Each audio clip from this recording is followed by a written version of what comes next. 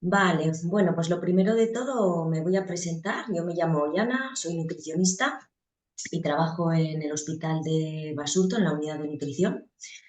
No solamente trabajo con pacientes de digestivo, sino que, bueno, tratamos en principio cualquier patología que curse sobre todo con desnutrición, ¿no?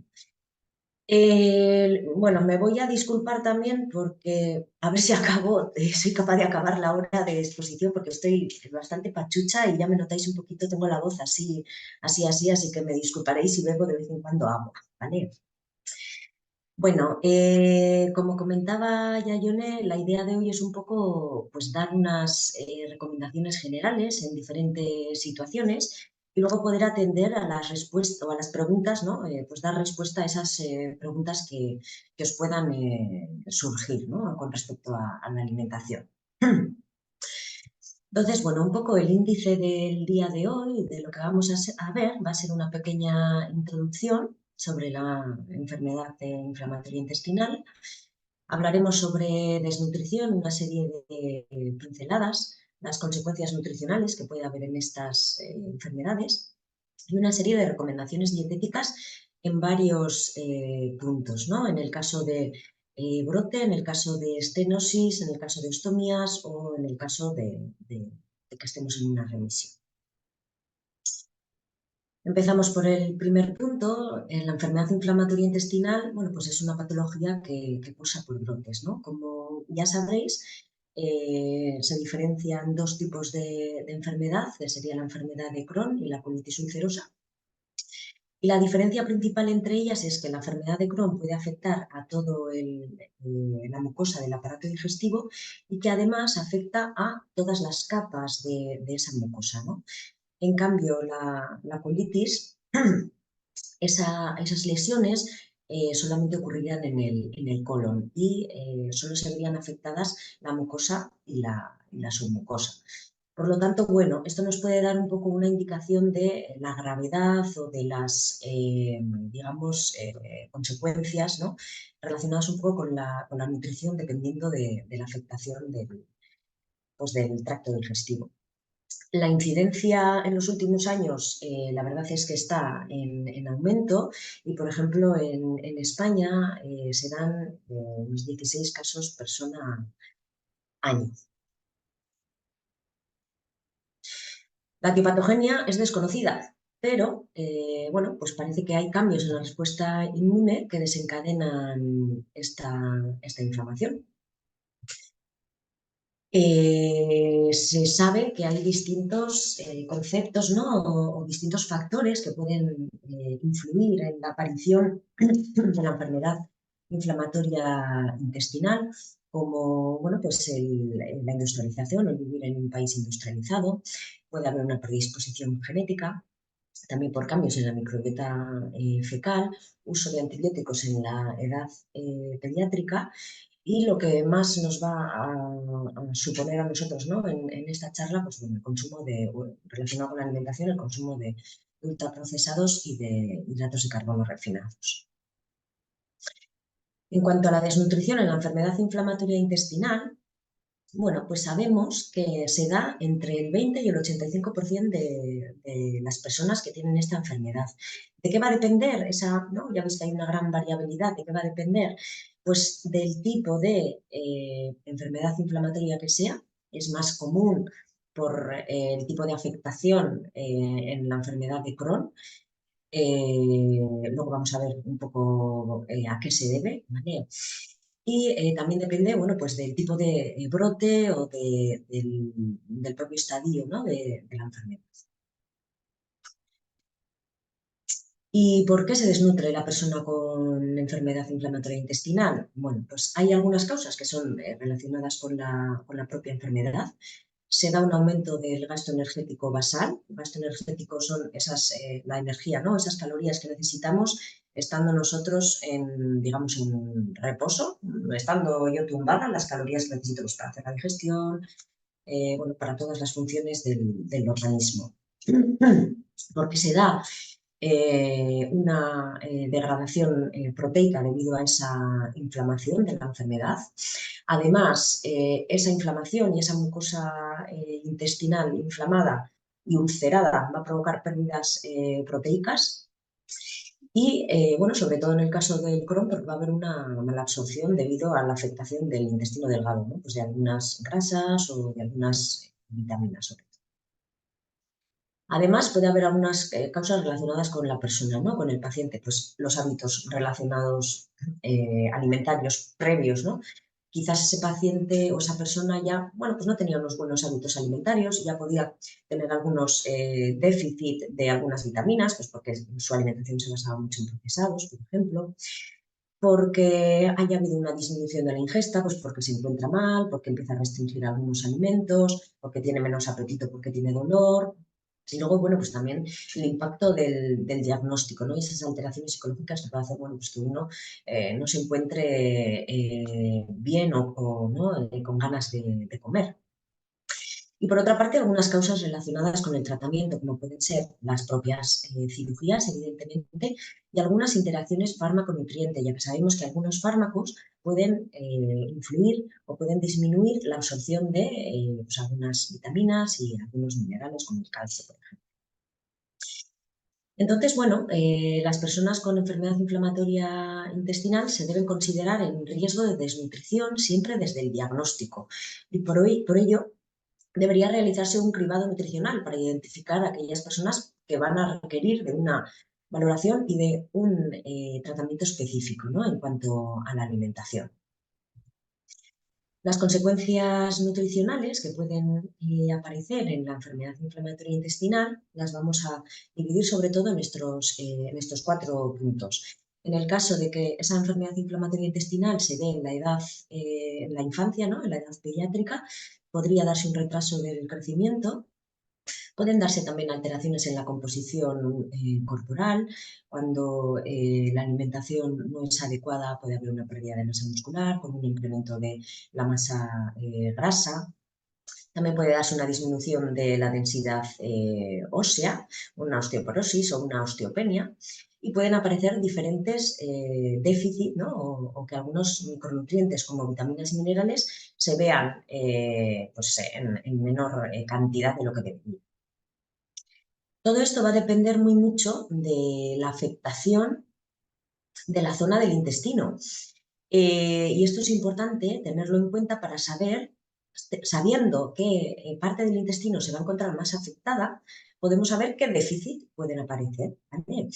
El aparato digestivo, el intestino se va a encargar de la absorción de esos nutrientes, ¿no? Digamos que nosotros cuando comemos elegimos lo que vamos a comer, lo ingerimos, pasa a nuestro estómago, el estómago se encarga un poco, digamos, como de deshacer, ¿no? Todos esos alimentos para que lleguen en partes más pequeñitas al intestino, que es quien se va a encargar de ir pues absorbiendo todos esos nutrientes. Por lo tanto, si, por ejemplo, se da un caso de una enfermedad de Crohn con una afectación en ilion, pues sabemos que muy probablemente vaya a haber un déficit de vitamina B12, que es el lugar donde se absorbe esa vitamina, ¿vale? O, bueno, pues de otras muchas vitaminas, ¿no? Que como podéis ver en este gráfico, que a mí me gusta mucho porque me parece que, bueno, pues muestra muy bien la importancia, ¿no? De cada uno de los tramos del aparato digestivo, pues bueno, nos va a dar un poco pistas de por dónde podemos tirar a la hora de la alimentación o qué suplementación va a ser necesaria, ¿vale? Es importante tener en cuenta que en una enfermedad de Crohn en la que vaya a haber una afectación del intestino delgado, siempre va a ser más probable que haya más déficit y que haya una malnutrición. Comparándola, digamos, con la colitis ulcerosa, que va a afectar a la última zona de ese intestino grueso, digamos, en el que no se absorben, ¿no? La mayor parte de los nutrientes, digamos. ¿Cuáles son las mayores deficiencias que podemos encontrar? Bueno, como comentábamos, la deficiencia de vitamina B12 puede darse por varias razones, digamos, ¿no? Por reducción del ácido gástrico, pues por ejemplo en el caso también de que haya asociada a una gastritis, por falta del factor intrínseco, que digamos que sería como el taxista, ¿no? Que llevaría a esa vitamina B12 desde el estómago, tiene que montarse en un taxi porque en el estómago no se va a absorber. Comentábamos que era en el ilion, ¿verdad? De ese estómago tiene que montarse en un taxi, que es ese factor intrínseco, y va a viajar hasta la última parte del intestino delgado, que es donde se va a absorber. ¿Vale? En el caso de que en el que no haya la suficiente cantidad, de ese factor intrínseco, pues podemos tener también deficiencia de esa vitamina B12. El sobrecrecimiento bacteriano, que a veces puede estar asociado también a, sobre todo, resecciones quirúrgicas en estas, bueno, pues en una enfermedad de Crohn, por ejemplo, o la resección del ilion terminal. En estos casos en los que hay una resección de ilion mayor de 20 centímetros, es necesaria sí o sí la suplementación de vitamina B12, ¿vale? Luego ya se verá, bueno, habitualmente eso lo suele llevar el médico de aparato digestivo, ya se verá cómo se va a hacer esa suplementación, pero bueno, va a requerir de una suplementación habitualmente intramuscular, ¿vale? Y luego también en el caso de que la persona, aparte de, bueno, pues de que tenga una enfermedad inflamatoria intestinal, si es vegetariana o vegana, también requiere de suplementación de esta vitamina, ¿vale? En cuanto al hierro, la prevalencia es bastante elevada y puede darse hasta en un 90% de los pacientes. Y puede darse por varias razones. Por pérdidas de sangre crónicas, pues por ejemplo en la colitis ulcerosa, en la que la rectorragia es bastante común, porque se dé una ingesta insuficiente de hierro o porque haya una mala absorción, pues porque tengamos una afectación del duodeno o del yeyuno, ¿vale? La deficiencia de hierro supone la primera causa de anemia y bueno, la suplementación suele ser habitualmente oral cuando la enfermedad no está en brote, cuando es una enfermedad inactiva, pero en el caso de la enfermedad activa suele ser o debe ser en forma de suplementación intravenosa. ¿Vale? Por aquí os dejo algunos de los alimentos o sustancias que inhiben la absorción del hierro, ¿vale? Muchas veces en los pacientes en los que están con una suplementación de hierro oral, bueno, pues requieren de aumentar esa dosis, ¿no? Porque no se llega a conseguir esos valores normales. Y es que resulta, bueno, pues que quizás se está tomando la dosis de hierro, pues por ejemplo, con el vaso de leche de la mañana, ¿vale? Y es que resulta que el calcio inhibe la absorción del hierro. Como veis ahí, os dejo también otros alimentos y otras sustancias o, bueno, que pueden inhibir la absorción de ese hierro, ¿vale? Como por ejemplo los oxalatos que podemos encontrar en algunos alimentos como las espinacas, bueno, todo lo que sean café, té, la teína, ¿vale? Los taninos, bueno, pues algunas sustancias que podemos encontrar en diferentes alimentos que van a inhibir esa absorción y que por lo tanto lo que debemos hacer es separar la toma de alimentos, tanto de alimentos ricos en hierro como de suplementos de hierro, ¿vale? Por otra parte, mejoran la absorción y esto, bueno, seguramente habréis escuchado la típica recomendación de tome usted el suplemento de hierro con un zumo de naranja, ¿verdad? Bueno, pues es por esta razón.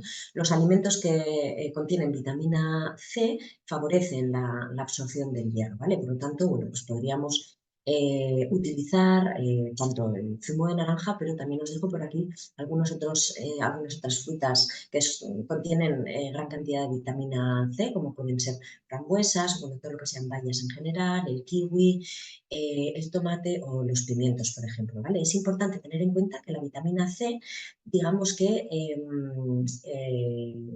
se pierde al calentar, ¿vale? Entonces, siempre deberíamos de priorizar estos alimentos en crudo, ¿vale? Que no estén cocinados. Pues, por ejemplo, el tomate frito ya no contendría una cantidad de vitamina C en la misma cantidad que ese tomate en crudo. En cuanto a la vitamina D, bueno, pues también la prevalencia de esa deficiencia es bastante elevada, hasta el 60% de las personas con enfermedad inflamatoria intestinal pueden tener deficiencia de esta vitamina por varias razones. La falta de ácidos biliares que son necesarios para su absorción, pues puede darse en casos de ileitis o de resecciones intestinales de Lilion. Como en población general, por baja exposición solar, ¿vale? Es bastante común, generalmente en población general, sobre todo en la zona norte, que tengamos un déficit de vitamina D por el sol. Y en el caso de los pacientes con enfermedad inflamatoria intestinal, pues por la toma de la medicación, ¿vale? En este caso los corticoides. Muy importante, bueno, pues para la prevención de la osteoporosis, ¿no? Entonces, bueno, es una vitamina que habrá de monitorizarse en analítica, ¿vale? Que de esto lo mismo se encargará, o habitualmente se encarga el médico de aparato digestivo, y de suplementarlo en el caso de que fuera necesario. ¿Vale? Y en cuanto al ácido fólico, también se recomienda la suplementación en el caso de algunos tratamientos utilizados para la enfermedad inflamatoria intestinal, como son la sulfasalazina y el metotrexato. En cuanto al zinc, también se puede dar un déficit de este mineral, ¿vale? Por exceso de pérdidas en los casos sobre todo de ostomías, en casos de diarreas graves y en caso de fístulas, ¿vale? En la deficiencia o en la, bueno, no suele ser una deficiencia tan común, hablamos de que aproximadamente el 15% de las personas con enfermedad inflamatoria intestinal la padecen, ¿vale? Y bueno, y aquí os dejo algunos de los alimentos típicos que son ricos en zinc, que serían el germen de trigo, por ejemplo, y algunos mariscos o moluscos, como bueno, el plato o el alimento estrella rico en zinc serían las ostras, ¿vale? Siempre dudo mucho si ponerlo o no ponerlo, porque no es un alimento que se suele consumir de manera habitual y que no le gusta a todo el mundo, pero bueno, realmente tiene un alto contenido en zinc. Y en cuanto al magnesio también, bueno, pues suele ser una deficiencia bastante común, que sobre todo nos encontramos en casos de diarreas graves o en ostomías de alto débito, tanto en ileostomías como en ileostomías de alto débito. Y además, en ocasiones en las que la suplementación se hace por vía oral, suele dar bastantes problemas, porque el magnesio se utiliza además como un laxante, ¿vale? Es un laxante osmótico que o funciona de tal forma que lo que hace es que, digamos, como que el intestino suelte agua, ¿vale? Entonces, bueno, al final lo que hace es acelerar un poco todo ese tránsito y que las heces sean más líquidas. Entonces, bueno, en estos pacientes, bueno, en estas personas con ostomías, a veces nos supone cierta complejidad, ¿no? La forma de la suplementación. Y bueno, ya vamos a pasar a la parte de las recomendaciones dietéticas, un poquito ya más específico, dependiendo bueno, pues de cada una de estas situaciones, ¿vale? Hablaremos primero de los casos de brote, en segundo lugar en los casos de estenosis, en los casos de ostomía y finalmente ya en el caso de, bueno, pues en un no brote, ¿no? O en una remisión. Hay que tener en cuenta, pues, lo que comentábamos al inicio, ¿no? Que tanto la colitis ulcerosa como la enfermedad de Crohn alternan periodos de enfermedad activa con periodos de remisión. Entonces, bueno, pues el tratamiento dietético va a ser bastante dinámico en este sentido, ¿no? No siempre nos vamos a encontrar con la misma dietoterapia. En caso de una enfermedad activa o de un brote, habrá que, bueno, pues, ajustar ciertos alimentos que quizás en una remisión podríamos introducir sin que produzcan ninguna sintomatología.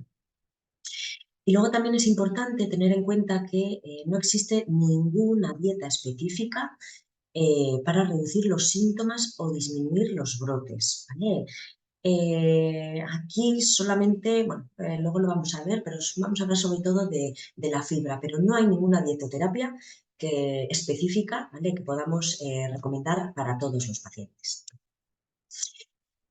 Además, ¿qué es lo que sabemos en cuanto a la dieta como desencadenante de brote? Bueno, pues realmente tenemos pocos estudios en este sentido, ¿no? Lo que sí que sabemos es que, bueno, pues en casos de colitis ulcerosa, aquí os enseño este estudio de pacientes en remisión que se realizó con 191 pacientes en los que el 52% de ellos presentaron un brote posterior, ¿no? Y en estos pacientes en los que presentaban un brote se veía que en su dieta presentaban un elevado consumo de proteína animal, especialmente carnes rojas procesadas, ¿vale? Así como un consumo de alcohol. Y esto se relacionó con un mayor riesgo de brote. También parece bueno, que hay una asociación entre un mayor consumo de omega 6 frente a omega 3 pues tiene un mayor riesgo de enfermedad inflamatoria intestinal. Y en casos de enfermedad de Crohn se ha observado que los omega 3, los ácidos grasos omega 3, tienen un papel antiinflamatorio y que por lo tanto reducen el riesgo y mejoran el desarrollo de la enfermedad de Crohn. ¿Vale? Luego hablaremos de en qué alimentos podemos encontrar estos ácidos grasos. Por lo tanto, no se recomiendan dietas de exclusión para disminuir los brotes, ¿vale? Porque no tenemos evidencia. Aquí diferenciaremos lo que comentábamos un poco, ¿no? Brotes leves, moderados, estenosis y ostomías. Yo principalmente os voy a hablar de la fibra y quiero que entendamos los diferentes tipos de fibra que podemos encontrar en los alimentos, porque esto nos va a ayudar muchísimo durante los periodos de brote, durante los periodos también de diarreas, ¿vale? O en casos de estenosis, digamos que el tratamiento nutricional o la dietoterapia va a estar basada en el tipo de fibra que se va a consumir. Dentro de los alimentos podemos encontrar dos tipos de fibra, ¿no? La fibra sería todas bueno, esas sustancias que no son digeribles por el intestino y que bueno, generalmente las vamos a encontrar en todos los alimentos de origen vegetal, ¿vale? Por lo tanto, tendremos fibra en las verduras, en los cereales, en las legumbres, en las frutas. No vamos a encontrar fibra, por ejemplo, pues en un pescado o en una carne. Una de las clasificaciones que hacemos, o la que, bueno, quizás en enfermedad inflamatoria intestinal más nos interesa, sería en cuanto a su solubilidad, ¿vale? Digamos que vamos a encontrar alimentos que contienen fibra tanto soluble como insoluble, incluso en el mismo alimento vamos a encontrar los dos tipos de fibra, pero podemos encontrar después ciertas formas o ciertos trucos para priorizar la fibra que a nosotros nos interese, ¿vale? La fibra soluble lo que haría es formar una especie de gel viscoso en el intestino y por lo tanto ralentiza un poco el paso del bolo a lo largo del aparato digestivo, ¿vale? En cambio, la fibra insoluble, digamos que su función va a ser la de favorecer un poco el tránsito intestinal o acelerar un poco ese tránsito, ¿vale? Y en base a esto, pues va a ser la gran diferencia que vamos a tener bueno, pues de cómo nos va a afectar en el caso de la enfermedad inflamatoria intestinal, ¿vale? La fibra soluble la vamos a encontrar sobre todo en algunos alimentos como las legumbres, por ejemplo, los cereales que sean refinados, el típico ejemplo es el arroz, la patata, algunos cereales como la avena, por ejemplo, son muy ricos en fibra soluble, ¿vale? Seguramente, bueno, pues habréis escuchado la típica recomendación de cuando uno tiene diarrea, como lo que buscamos es eso, ralentizar el paso, que las heces que no vayamos perdiendo agua, ¿no? A lo largo pues del tránsito del aparato digestivo, esa recomendación de, bueno, pues coma usted arroz, ¿no? En una diarrea. Bueno, pues es por esta razón, porque es un alimento que es muy rico en fibra soluble. También lo vamos a encontrar en algunas verduras y en algunas frutas, pues como por ejemplo podría ser la calabaza, o la zanahoria, que también, bueno, pues seguramente os sonará de este tipo de dietas para mejorar los episodios de diarrea.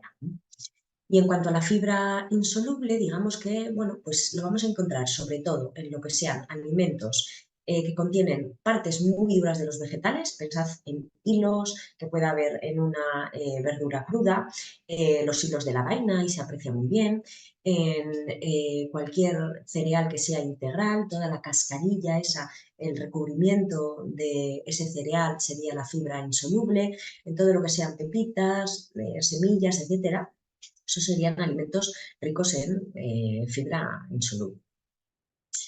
Por lo tanto, teniendo un poco en cuenta esta clasificación de los distintos tipos de fibra, vamos a ver qué recomendación podríamos dar en el caso de un brote. Bueno, en el caso de brotes leves, moderados, es siempre de lo que vamos a hablar, ya que en brotes graves habitualmente van a requerir de hospitalización y quizás el tratamiento nutricional vaya a ser distinto, ¿no? Pues igual ahí ya haya que en el caso de pediatría, pues igual estamos hablando de que es necesaria una nutrición enteral y en el caso de adultos, pues bueno, a veces suele requerirse nutrición parenteral si ese brote es muy severo, ¿vale? Entonces vamos a tener en cuenta que esto sería un brote leve moderado en el que bueno, pues estaría en casa, ¿vale? Siempre vamos a recomendar realizar varias comidas pequeñas a lo largo del día. ¿Para qué? Pues para evitar darle mucho trabajo al aparato digestivo. Cuanto más, al final nosotros vamos a tener que cubrir nuestros requerimientos tanto de energía como de proteínas, etcétera, ¿no? A lo largo del día. Pero si lo repartimos en muchas tomas, cómo va a hacer la digestión nuestro aparato digestivo, pues va a ser mucho más sencillo, ¿vale?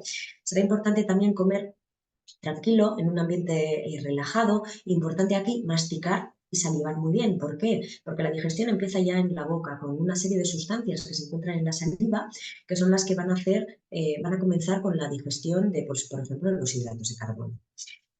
Recomendamos también evitar todo lo que sean, bueno, evidentemente, pues irritantes de la mucosa intestinal, como picantes, café en muchas ocasiones, alcohol, que además veíamos bueno, pues que tiene una relación con los episodios de protest, ¿vale? Y evitar el exceso de grasas. Bueno, siempre dentro de una normalidad, ¿vale? Que muchas veces decimos, evite usted el consumo de una dieta muy rica en grasa y luego pues está uno haciéndolo todo cocido, sin nada de aceite, ¿vale? Quizás pequeñas cantidades de aceite de oliva se pueden tolerar, ¿vale? Aunque sí que es verdad, bueno, pues en esos periodos de brote, de actividad, esas grasas no se absorben bien a nivel intestinal. Sobre todo, vamos a tener más problemas en el caso de bueno, pues esa enfermedad de Crohn con afectación de hígado. Y luego, en los casos de brote que cursen con una diarrea, habrá que limitar la cantidad de fibra insoluble, ¿vale? ¿Recordáis esa fibra que comentábamos que era la que aceleraba ese tránsito intestinal? Pues por lo tanto lo que haremos es potenciar el otro tipo de fibra, la fibra soluble, pues lo que vamos a buscar es que las heces o ese bolo fecal sea lo más consistente posible y para ello lo que haremos será pues potenciar el tipo de fibra que hace o que consigue, ¿no? Que esas heces sean más, más sólidas, digamos, ¿vale? Por lo tanto, aquí os dejo algunos de los alimentos recomendados durante periodos de brote, ¿vale? Como veis, se trataría de introducir esos alimentos dentro de las verduras que contienen mayor contenido de fibra soluble, bueno, lo que comentaba al inicio, ¿no? Esas recomendaciones típicas quizás que se vienen dando para la diarrea, como zanahoria, calabaza. En cuanto a las frutas, cuanto más maduras mejor. A medida que a medida que la fruta se va madurando, la cantidad de fibra soluble va en aumento, ¿vale? Por lo tanto, siempre se recomienda, pues, por ejemplo, plátanos muy maduros porque tienen una cantidad de fibra soluble bastante elevada. En el caso de que se vaya a consumir otro tipo de frutas, evitar todas esas pieles, sobre todo, que son donde se encuentra la mayor parte de la fibra insoluble, ¿vale? La que queremos evitar. En cuanto a los cereales y los derivados, como por ejemplo podría ser el pan o el arroz, vamos a recomendar siempre esos cereales refinados que no sean integrales para evitar o eliminar esa parte de la fibra insoluble. Tubérculos como la patata o el boniato también son muy ricos en fibra soluble. Os dejo alguna recomendación en cuanto a los cereales, lo mismo que os comentaba, lo de la avena, que es muy rica en fibra soluble. Tenéis estos cereales de crema de arroz, habitualmente se utilizan bueno, pues para alimentación en la infancia, pero lo vais a encontrar en la mayoría de supermercados como crema de arroz, ¿vale? Y va bastante bien para meter un extra de fibra soluble.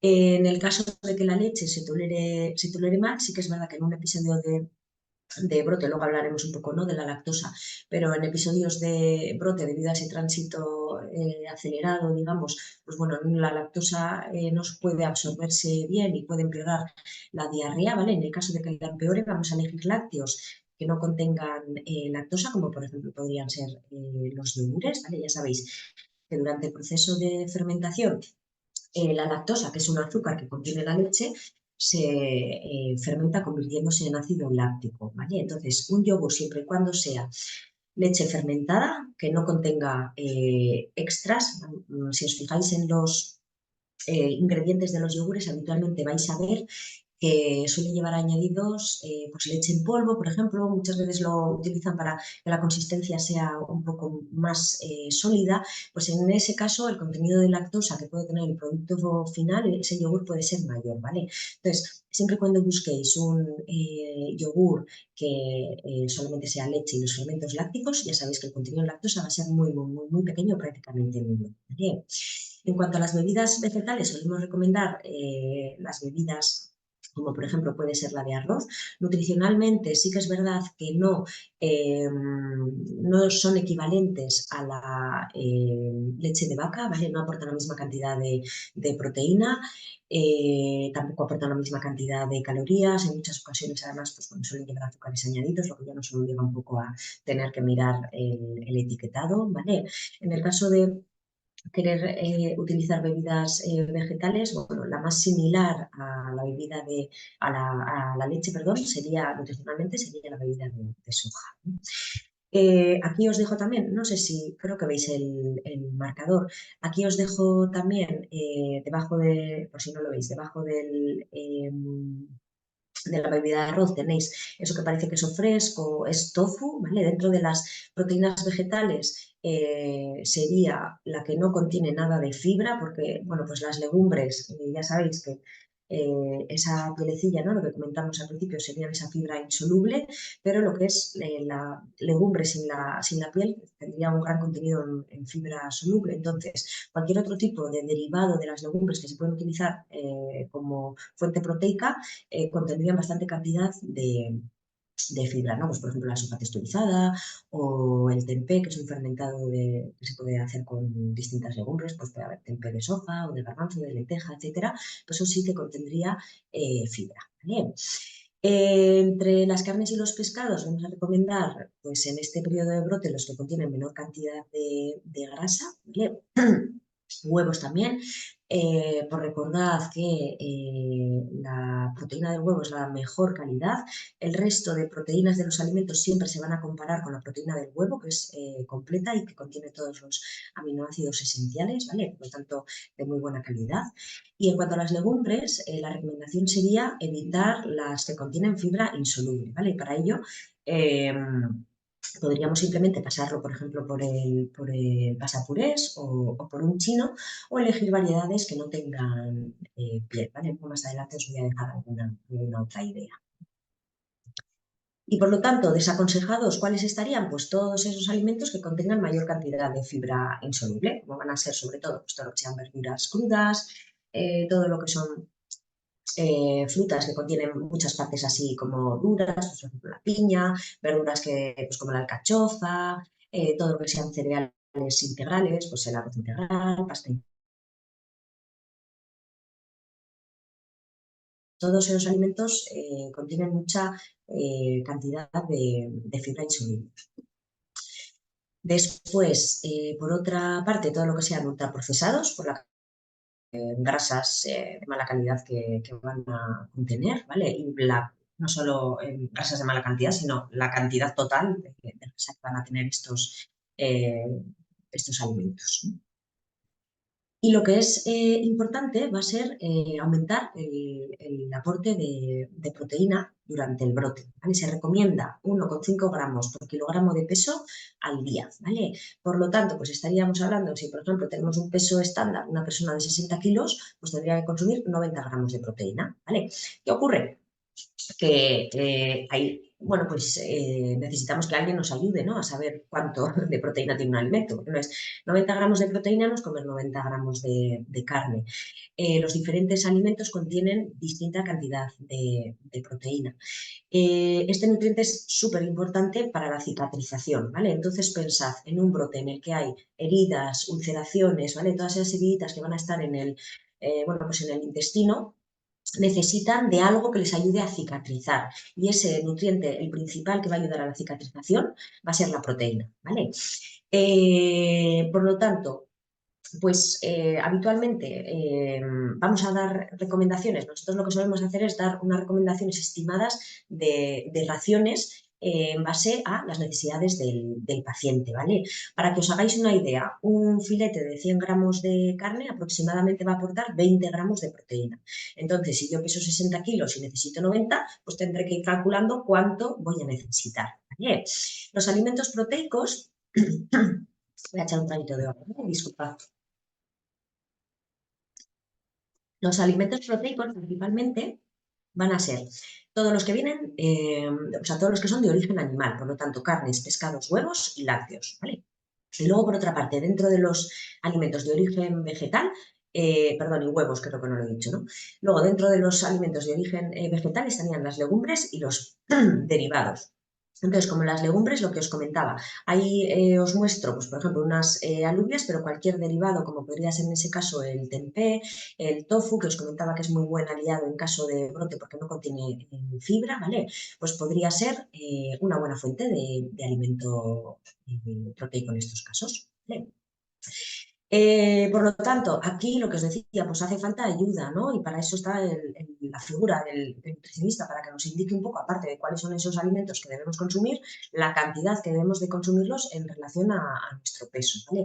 En muchas ocasiones, sobre todo en casos en los que haya bueno, pues una malnutrición, tanto por exceso como por defecto, ¿no? O sea, pacientes que están en un peso muy bajito o que están en un peso muy elevado de obesidad, ahí lo que solemos hacer es ajustarlo por el peso ajustado que llamamos, porque si no, bueno, pues también se nos podría pasar o nos podríamos quedar cortos en cuanto al aporte proteico. No sé si veis aquí unas rayitas rojas. Hacedme con la cabeza, ¿las veis? Pues no sé por qué han salido.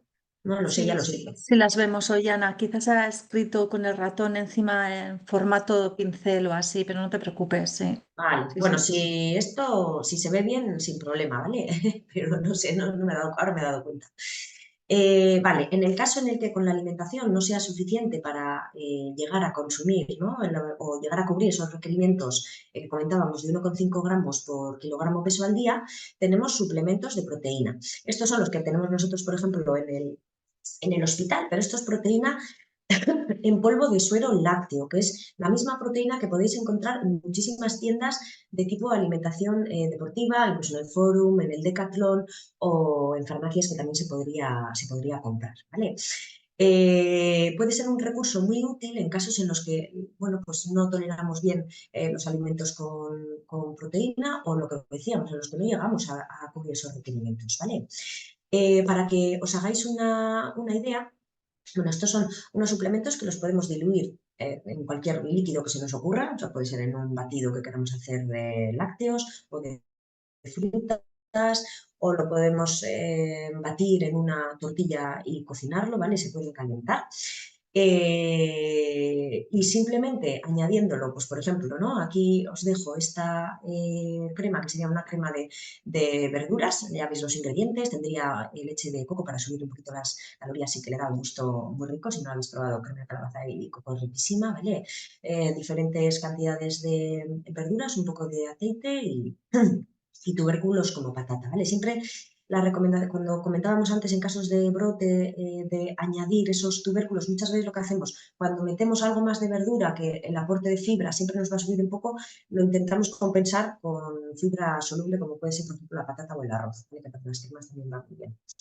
Aquí tendríamos una crema que en una ración nos aportaría 449 calorías y 8 gramos de proteína, pero en el caso de que yo le añada ese sobre de proteína en polvo de 20 gramos, lo que conseguiría es un plato final en el que tendría un poquito más de calorías, pero fijaros en cómo hemos aumentado la cantidad de proteínas de nuestro plato, ¿vale? Pues de una forma muy fácil, sin tener que comerme un segundo plato, ni tener que, bueno, pues hacer un esfuerzo, digamos, mayor para conseguir alcanzar los requerimientos proteicos, ¿vale?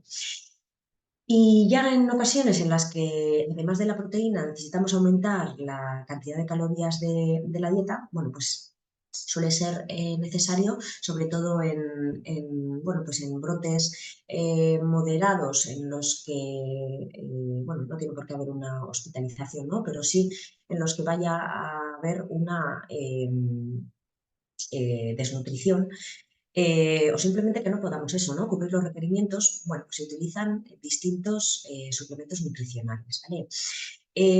Digamos que en enfermedad inflamatoria intestinal utilizaríamos de dos tipos. Siempre de primera elección va a ser los normales. ¿Qué quiero decir con normales? Pues los que llamamos poliméricos, que lo que tendrían es las proteínas enteras, digamos, ¿vale? Pero en casos de intolerancia o de que la disfunción intestinal ya sea moderada o grave, tenemos otro tipo de suplementos, que sería el que veis ahí, por ejemplo, el Vital, que bueno, hay muchísimas marcas, os he puesto estas porque quizás, pues bueno, estoy más familiarizada porque son las que tenemos nosotros en el petitorio del hospital, pero habría muchísimas más. Que lo que contienen son esas proteínas en partes más pequeñitas, ¿vale? Y por lo tanto la tolerancia suele ser mejor. Entonces, bueno, que sepáis que muchas veces, que aunque no se tolere uno de los suplementos, que muchas veces os lo pauta el médico de aparato digestivo, pues igual este no me va bien, pero que hay más alternativas y que se puede cambiar y probar otros que nos puedan ir mejor, ¿vale? ¿Qué consejos os doy para la toma de estos suplementos? Pues muy importante tomarlo despacio y entre las comidas principales, ¿vale? Porque sacian mucho. Esos botecitos que veis ahí aportan 300 calorías, entonces es casi como si nos tomamos un primer plato. Y hay algunos que son un poquito más calóricos, ¿vale? Y aproximadamente la mayoría rondan los 20 gramos de proteína por cada bote, que es lo que os decía, son como unos 100 gramos de pollo. Entonces, para que tengáis un poco en cuenta que sacian mucho y que si los tomamos de golpe, estamos metiendo mucha sustancia, digamos, de golpe en algo que es líquido, que tiene un vaciado gástrico muy rápido. Por lo tanto, va a caer de una forma muy rápida al intestino delgado y puede producir, bueno, pues sintomatología, ¿no? Un poco de, pues que no me siente bien. Entonces es importante tomarlo despacio. Tened en cuenta que se puede tomar tanto a temperatura ambiente como frío templado. Se puede calentar siempre y cuando no llegue a hervir y que además se puede congelar, que esto suele ser muy útil para verano, pues poder hacer polos, por ejemplo, y tomarlo de otra manera. Pensad que al final este tipo de suplementos es algo que hay que tomarlo, pues igual hay pacientes que no necesitan 2 suplementos al día. ¿Vale? Entonces, bueno, pues siempre hay que darles alguna serie de recomendaciones para que sea lo más, bueno, pues lo más cómodo o lo más agradable posible, ¿vale?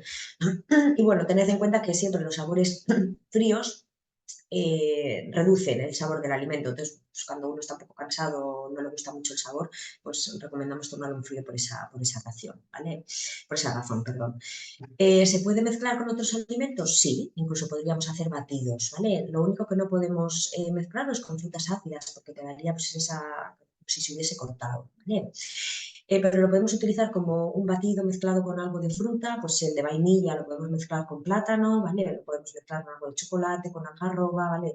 Bueno, pues diferentes opciones que se nos puedan ocurrir para variar un poco los sabores, ¿vale? Incluso ahí os dejo unas recomendaciones de simplemente añadiéndole un poco de maicena y un poquito de canela, pues que podríamos hacer unas natillas. Bien, ¿qué ocurre después cuando van remitiendo esos síntomas? Bueno, pues que se deberán ir incluyendo los alimentos progresivamente hasta llegar a una alimentación que decimos normal, ¿vale? Normal, entre comillas, me refiero a normal que solamente vamos a evitar los alimentos que se toleran mal, ¿vale? Para ello suele ser muy recomendable, o yo suelo recomendar siempre, realizar eh, digamos, un diario en el que vayáis recogiendo todo lo que vais comiendo a lo largo del día con la sintomatología asociada, ¿vale? ¿Para qué? Pues para poder ver si, o para poder identificar si hay algún alimento, bueno, pues que es el que no sienta bien, pues quizás por la cantidad de fibra que tenga, o bueno, pues a veces puede haber asociado otro tipo de molestias, pues un poco por la fermentabilidad de esas fibras, etcétera, ¿vale? Y bueno, pues recogiendo con este tipo de registros nos da mucha información a los nutricionistas, ¿no? Luego a la hora de poder pues dar ese consejo dietético y evitar solamente aquellos alimentos que se toleren mal, que al final es lo que vamos a buscar, tener el mayor abanico posible en cuanto a la alimentación. Aquí os dejo un ejemplo de un día para un menú bajo en fibra insoluble en caso de brote, ¿vale? En el que, bueno, pues el desayuno podría ser un yogur con compota y un poquito de pan, siempre blanco, ¿vale? Que no sea integral, con aceite. A media mañana podríamos tomar una tostada con algo de queso, tipo requesón, queso de Burgos o un queso más curado, siempre y cuando el contenido de grasa sea bien tolerado. Para comer, pues podríamos meter una crema, ¿vale? O un puré. Siempre recordad que todo lo que esté en puré y cocinado, la tolerancia va a ser mucho mejor, por lo tanto, en caso de brote siempre recomendado. Una carne blanca guisada, ¿vale? Lo que decíamos, no tiene por qué ser todo cocido, sino que podemos hacer guisos que no contengan una cantidad elevada de grasa. Un batido en el que mezclemos una bebida vegetal con algo de fruta madura y para cenar, pues una sopa que lleve fideo y una tortilla, por ejemplo, de un pescado blanco. Bien. ¿Y cómo reintroducir los alimentos para que la tolerancia sea mejor? Bueno, pues siempre lo que os comentaba ahora, ¿vale? Siempre se van a tolerar mejor aquellos alimentos que estén bien cocinados, ¿vale? Y luego siempre se va a tolerar mejor esa fibra en el caso de que esté bueno, en el que hayamos quitado esa fibra insoluble, para lo cual podemos triturar, podemos pelar los alimentos y luego poco a poco, en lugar de pasarlos por el pasapurés, lo que podemos hacer es batirlas para que esa fibra esté ahí, pero esté ya bastante deshecha y vayamos viendo la tolerancia a la misma, ¿vale? Esos alimentos que contienen mayor cantidad de fibra insoluble que decíamos que habitualmente se toleran mal, ya antes os decía, vamos a ver luego alguna idea o alguna opción que tenemos para introducir, pues por ejemplo, esas legumbres que son uno de los alimentos que más fibra contienen, para que sea mejor tolerado, ¿vale? Entonces aquí os dejo algunas opciones de legumbres que ya o bien están peladas, ¿vale? O que no tienen piel, o en forma de legumbres que se suelen tolerar también bastante, que están elaboradas con harina de legumbres, esas pastas, ¿vale? Que se suelen tolerar bastante bien. Y si no, lo que comentábamos, siempre se pueden pasar por el chino o por el pasapurés. En cuanto a las semillas o los frutos secos, bueno, pues en muchas ocasiones se toleran mejor en caso de que estén también triturados, ¿vale? Para ello tenemos cremas de diferentes frutos secos, seguramente conoceréis la crema de cacahuete, pero también lo tendríamos de cualquier otro fruto seco como anacardos, almendras, etcétera, ¿vale? Y siempre van a ser pues, mucho más digestivos que el producto entero. En cuanto a las verduras, pues evitaremos todo lo que sean flatulentas, ¿vale? Que produzcan muchos gases y lo que decíamos, siempre se recomienda que estén bien cocinadas y preferiblemente en puré, ¿vale? O que estén muy bien cocidas, nada que quede al dente, algo que yo pudiera aplastar con un tenedor si hiciera falta. En cuanto a las frutas, lo que habíamos comentado, cuanto mayor es el grado de maduración de la misma, más cantidad de fibra soluble, ¿vale? Por lo tanto, en caso de brote, mejor. Y lo mismo que las verduras, si están cocinadas esas frutas, mejora la tolerancia, ¿vale? Podría ser la típica compota de manzana, pero también podemos hacer compotas de cualquier otra fruta que se os ocurra o mezcla de varias frutas en compota. En cuanto a los lácteos o la lactosa, bueno, pues un poco lo que comentábamos hace unas diapositivas, ¿no? No parece que haya una mayor frecuencia de intolerancia a la lactosa en enfermedad inflamatoria intestinal, sino que, bueno, pues parece que es similar al resto de la población, que aproximadamente ronda el 30%. Y la recomendación es únicamente evitarla en caso de diarreas, ¿no? En esos casos de enfermedad de Crohn en la que se da una mala absorción por un aumento del tránsito intestinal. Va tan rápido que no le va a dar tiempo a absorberse.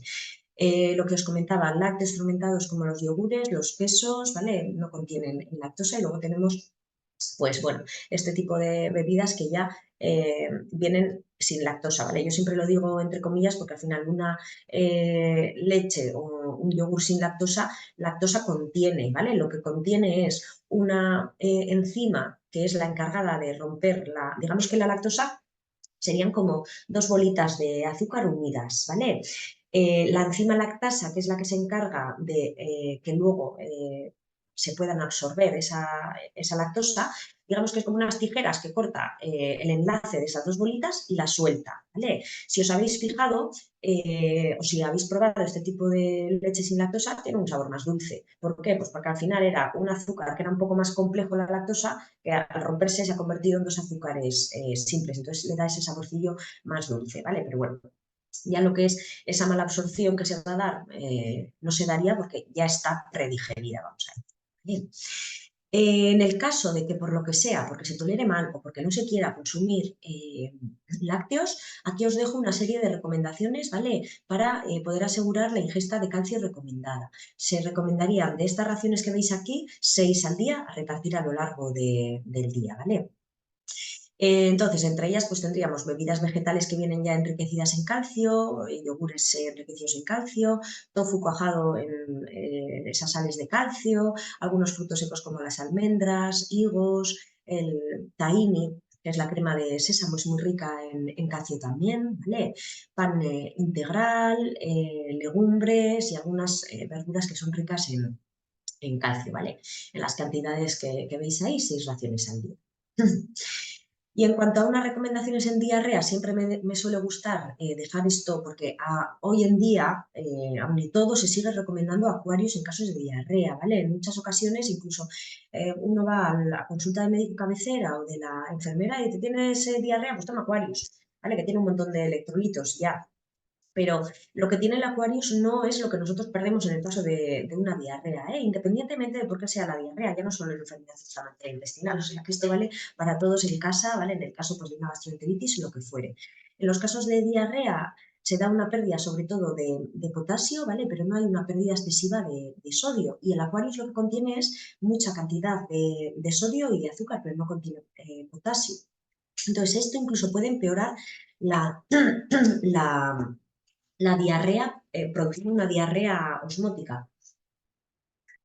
Grandes cantidades de azúcar lo que favorecen es una osmosis que al final lo que hace es que el intestino suelte más agua y por lo tanto pues empeora la diarrea, ¿vale? Entonces esto importante siempre en caso de necesitar rehidratación, ¿vale? Utilizar suero oral el que podemos encontrar en la farmacia, ¿vale? El suero oral Casen sería la típica marca, ¿vale? En cuanto a probióticos, aquí os dejo únicamente lo que tenemos en la evidencia, ¿vale? En caso de colitis ulcerosa se pueden aconsejar estos probióticos para mejorar o bueno, para inducir esa remisión. En casos de pouchitis también estaría recomendado, pero por ejemplo en enfermedad de Crohn no hay evidencia de que mejoren o de que bueno, pues favorezcan esa remisión, ¿vale? En cuanto a otras consideraciones, en el caso de, sobre todo, de afectación en enfermedad de Crohn de Lilion, ¿vale? Hay que tener en cuenta que pueden producirse, si hay una resección o si ese ilion está afectado, pueden producirse cálculos en los riñones de oxalato cálcico, ¿vale? Porque se dé un aumento de la eliminación renal de esos oxalatos por incremento de la absorción intestinal y ello puede llevar a unas piedras en el riñón, ¿vale? Y en esos casos sí que habría que seguir una dietoterapia específica baja en oxalatos y rica en calcio, ¿vale? En el caso, bueno, pues de que se daría este intestino corto, digamos, pues se daría esta recomendación de una dieta baja en oxalatos, ¿vale? Y igualmente en algunos casos de pacientes con enfermedad de Crohn, con esa afectación en el ilion, bueno, pues pueden presentar mayor predisposición a producir más cálculos biliares de colesterol, ¿no? Debido a que se da una alteración en la circulación enterohepática de las sales biliares porque está afectado ese ilion y, bueno, pues podría producir unas piedras en la vesícula, ¿no? Entonces, bueno, en esos casos sí que tendríamos que añadir a la dieta o a las recomendaciones dietéticas una serie de recomendaciones pues para estas situaciones. Vale, vamos a pasar ya a la parte de estenosis, ¿vale? Las recomendaciones en el caso de la estenosis, por eso os quería explicar al principio del todo el tema de la fibra, ¿vale? En el caso de una estenosis, la recomendación va a ser reducir los alimentos que contienen fibra. Por una parte, para reducir el volumen del bolo fecal y, por lo tanto, para evitar los episodios de obstrucción intestinal. En el caso de una estenosis, lo que vamos a tener es que el tubo digestivo va a tener una parte que se ha cerrado, ¿no? Bueno, que se ha cerrado o que se ha engrosado y por lo tanto la luz intestinal, o sea, el espacio que queda para que pueda pasar ese bolo fecal es menor. Entonces, todo lo que sea que aumente el bolo o que pueda obstruir bueno, pues eso, porque sea una fibra que no se ha podido digerir, lo vamos a evitar. Y por lo tanto, en casos de estenosis muy grave, lo habitual es eliminar la fibra, todo tipo de fibra de la dieta. Incluso en ocasiones suele ser necesaria servir una dieta de consistencia líquida o completamente, perdón, bueno, sí, líquida o triturada. Y en algunas ocasiones de estenosis muy grave es necesaria una nutrición enteral post-estenosis, es decir, que hay que dar el alimento directamente al intestino delgado después de donde se ha producido esa estenosis porque no hay paso, está completamente cerrado. ¿Vale? Y en el caso de una ostomía, bueno, como ya hemos comentado al principio, la función del intestino delgado es la de absorber los nutrientes de los alimentos, ¿no? El intestino grueso no sería el que digamos, el prioritario en esa absorción de nutrientes, sino que se encargaría más de absorber sobre todo agua y sales minerales, ¿vale? Entonces, dependiendo un poco de dónde esté esa ostomía, la dieta va a variar. Va a variar un poquito, ¿vale? Digamos que en el caso de la colostomía no va a ser tan complicada, ¿no? O que va a ser más fácil porque no va a haber tanta... vamos a tener heces más formadas, entonces no vamos a tener que hacer tanto hincapié en esa fibra soluble, etcétera, ¿vale? También teniendo un poco en cuenta dónde se dé esa ostomía.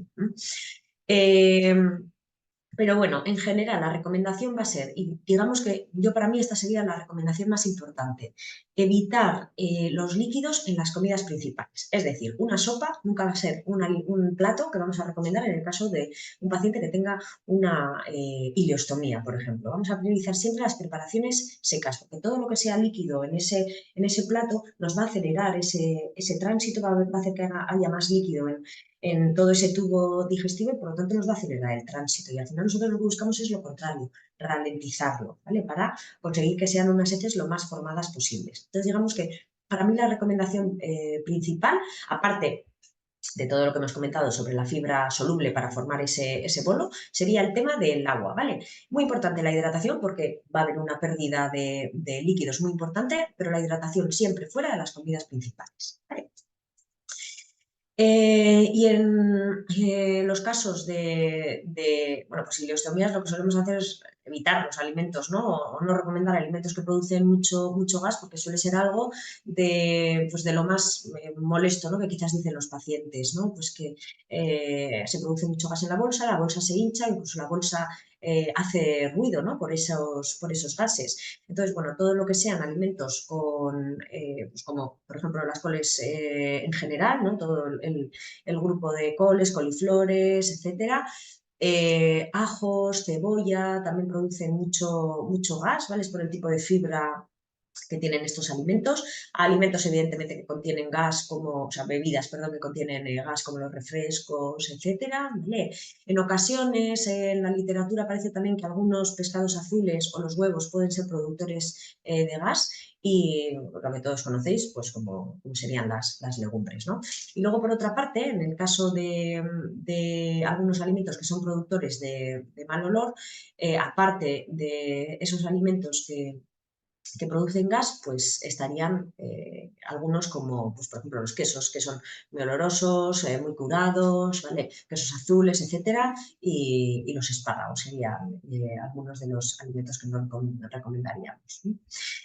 Bueno, y en caso ya de remisión, y con esto estamos terminando, pues la recomendación, dejarlo todo como está, ¿no? Intentar no tocar nada, ¿no?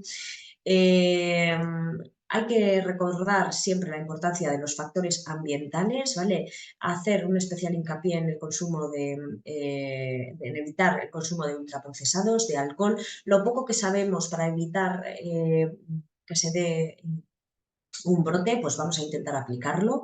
Recordar la importancia de la fibra. La fibra es importante para que toda esa microbiota intestinal que está muy afectada después de todos los tratamientos, de los brotes, de la alimentación que se ha hecho con muy poca fibra insoluble. Al final, la fibra es el alimento para toda esa microbiota y que esa microbiota se encuentre en pues en una buena salud es importante. Por lo tanto, esa fibra que en muchas ocasiones me encuentro con pacientes que no toman nada de fibra, habiendo pasado ya años, ¿no? Desde el último brote, pues hay que incorporarla otra vez. La dieta tiene que estar adaptada a las intolerancias que pueda aparecer, a la afectación del tubo digestivo, ¿vale? Habrá que suplementar únicamente si hay déficits y recordar un poco el consumo de omega 3, que parece que tiene importancia en esta enfermedad, ¿vale? En cuanto a la suplementación en remisión, no se recomienda como suplementación, ¿vale? Externa, digamos, la suplementación de omega 3, si recomendamos utilizar alimentos o consumir alimentos que son ricos en omega 3, os voy a decir algunos en la siguiente diapositiva, ¿vale? Pero sí que parece que puede tener, aunque bueno, todavía está en estudio, algunos estudios no se han hecho siquiera en humanos, pero bueno, pues que parece mejorar el mantenimiento de esa remisión, sobre todo, o bueno, en este caso colitis ulcerosa, de algunos suplementos de cebada germinada y de plantago bata, ¿no? Y en el caso de la inulina, en el caso de pouchitis. Entonces, bueno, eh, puede ser que de aquí a unos años tengamos algunos suplementos que puedan ser beneficiosos, pero hoy en día no recomendamos ninguna suplementación específica en casos de remisión, ¿vale? Y lo que os decía del omega 3, lo que sí recomendamos son alimentos que contengan omega 3, ¿vale? Como van a ser pues, todo lo que sean pescados azules, frutos secos y luego semillas y los aceites elaborados con estas semillas como el aceite de lino, ¿vale? Ahí os pongo esas semillas trituradas de lino, porque eso es importante tenerlo en cuenta, que nosotros, ¿qué pasa cuando comemos unas semillas así, como están? Pues que salen igual, ¿no? No se deshacen, digamos. Por lo tanto, para la absorción de esos ácidos grasos que pueda haber en esas semillas, se recomienda siempre que estén trituradas. Y si están trituradas en el momento o en los días anteriores, mejor. ¿Por qué? Porque los ácidos grasos siempre tienden a enranciarse, ¿vale? Entonces, bueno, si yo puedo coger, por ejemplo, un molinillo y tener ahí semillas de lino y echármelos por encima en una ensalada en el momento que lo puedo moler, ¿vale? En lugar de tener este tipo de productos, como os enseño ahí, de que ya vienen triturados. Un ejemplo de menú en una dieta, en una persona que esté en remisión, pues bueno, ya veis que vamos a introducir grasas de buena calidad, como puede ser el aguacate, algunos frutos secos, vamos a meter lácteos, en principio no tendríamos ninguna contraindicación de los mismos, ¿vale? Sobre todo si son fermentados. Vamos a introducir fibra en forma de frutas, en forma de verduras también, ¿vale? Y proteínas de buena calidad, como van a ser pues, pues pescados, huevos, carnes, etcétera, ¿vale? Evitando lo que comentábamos, sobre todo tipo de ultraprocesados. Por eso no vais a ver ahí nada de galletas, ¿vale? Ningún alimento de ese tipo. En definitiva, que en el caso de estar en revisión, ¿vale? Cuando no hay un brote, la alimentación tiene que ser una alimentación saludable. Que podríamos utilizar el plato saludable habitual, ¿vale? Este es el que tiene Osakidecha, muchos habréis visto el plato de Harvard, ¿vale? Pero bueno, que la idea es intentar evitar lo mínimo, o sea, intentar hacer el mínimo de restricciones posibles para que la dieta sea lo más variada posible y de esa manera consigamos el mayor número de nutrientes que necesitamos, ¿no? Para nuestra, tanto para nuestra salud como para nuestra salud intestinal. Y con esto bueno, termina la parte de lo que os quería enseñar, ¿vale? Espero que me hayáis oído bien, que tengo, lo que os decía, un poco la voz tomada. Y bueno, creo que ahora si Yayone, ¿no? Es Eso la parte de es que preguntas. Ana, lo que voy a hacer es ya finalizar la grabación.